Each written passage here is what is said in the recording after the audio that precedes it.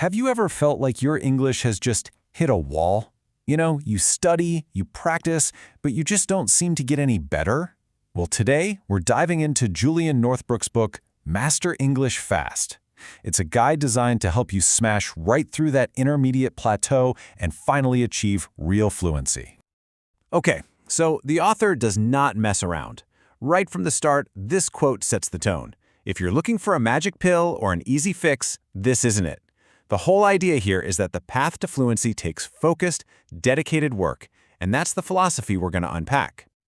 Does this question hit a little too close to home? If it does, trust me, you are not alone. So many learners get to a point where their progress just seems to grind to a halt. It's a super common, and let's be honest, an incredibly frustrating experience called the intermediate plateau. So let's talk about the problem itself, the intermediate plateau. This is that point where all the study habits that got you this far, suddenly they just stop working. It feels like you're running on a treadmill, right? You're putting in all the effort, but you're not actually moving forward. And here is the core issue in a nutshell. To get off that treadmill, studying more isn't the answer. You have to start studying differently. And that means you need a fundamental shift in your whole approach to learning. So what does this new mindset even look like? Well, it starts by clearing out all the false beliefs that keep so many people trapped. Let's bust some of the biggest myths that might be holding you back right now.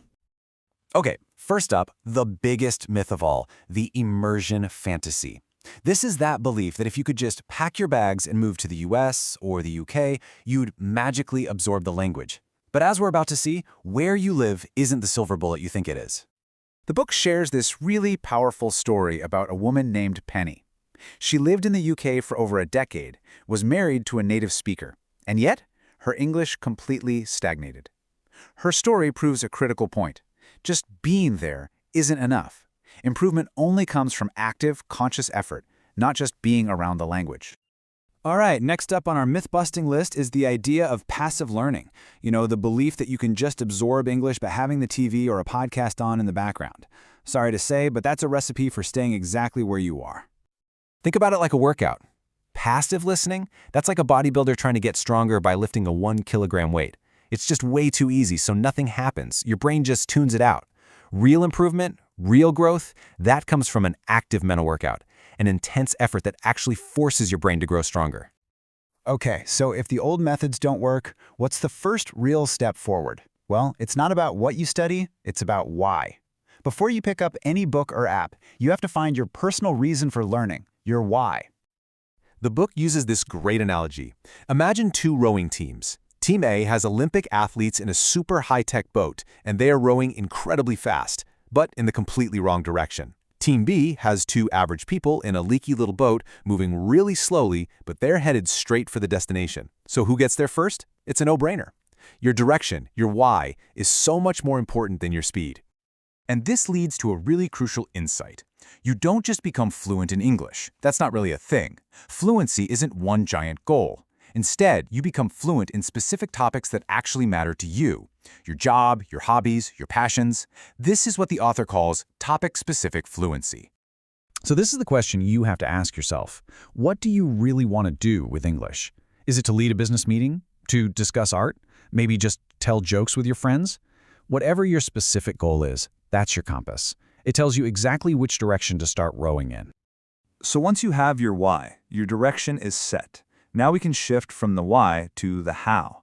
This next part shows us how to learn smarter, not harder, by applying the 80-20 rule to something called language chunks.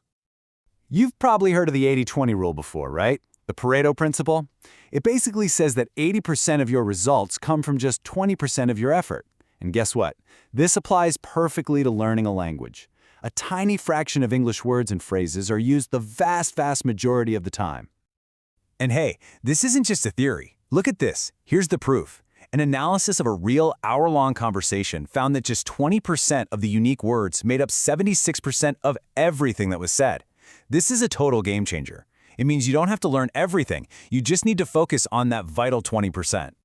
So how do we find that vital 20%? Well, here's the secret. You need to stop memorizing endless lists of individual vocabulary words. It's time to start learning language in chunks. The groups of words that native speakers naturally use together all the time. Let's take the word cause. Okay, the dictionary definition is simple, to bring about a result. But what really matters is knowing, as the book says, the company it keeps. The word cause is almost always used with negative things like cause pain or cause an accident. You'd sound really strange if you said you cause happiness. Learning this context, this chunk, is so much more powerful than just a definition. And these chunks come in all sorts of forms. They can be collocations, like heavy rain instead of thick rain. They can be phrasal verbs, idioms, or just common expressions like, how's it going? These are the pre-packaged shortcuts that native speakers use to sound fluent and natural without even thinking about it. All right, so you've got your direction and your method. But what does the actual journey feel like? This final section breaks down the 4 psychological stages you go through when you master any skill, and that includes English. This right here, this is the 4 stages of competence model. And you can think of it as your roadmap to mastery. It shows you the entire path from being completely clueless all the way to achieving that effortless, automatic skill, that point where the language just flows. The book explains it with a simple coffee shop story. Okay, so stage 1, you don't even know what you don't know. Then, in stage 2, you notice that you can't do something, like order a coffee. Now you're aware of the gap. In stage 3, you consciously learn the phrases, but it's slow and clunky and takes a lot of thought. And finally, with enough practice, you automate it. You reach unconscious competence, where the words just flow naturally. And this quote from the author really just sums up the ultimate goal perfectly. True fluency isn't about memorizing grammar rules. It's about reaching that state of unconscious competence, where English is no longer a barrier. It's just a natural, seamless tool you use to communicate. And so we come full circle, right back to the most important question. Forget the vague goal of getting fluent. Ask yourself this instead. What is the one specific, meaningful thing that better English would unlock for you?